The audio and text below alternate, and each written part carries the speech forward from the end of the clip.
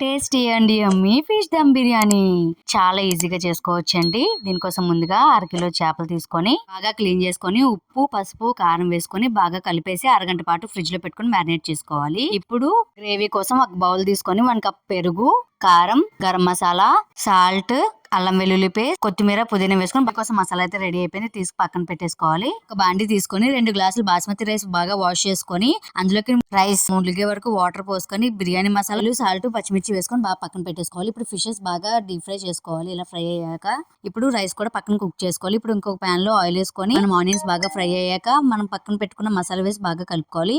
ఇది బయటకు oil release అవ్వగానే ఫ్రై చేసుకున్న ఫిష్ పీసెస్ అయితే వేసేసుకొని 70% కుక్ అయిన రైస్ వేసేసుకొని పైన కొద్దిగా ఫుడ్ కలర్, గీ, కొత్తిమీర, పుదీనా వేసేసుకొని మనం లో ఫ్లేమ్ లో 15 మినిట్స్ దమ్ చేసుకుంటే యమ్మీ అండ్ టేస్టీ ఫిష్ బిర్యానీ అయితే రెడీ అండి. ఖచ్చితంగా ట్రై చేయండి. వీడియో నచ్చినట్టయితే లైక్ చేయండి. Thank you for watching. Thank you for supporting.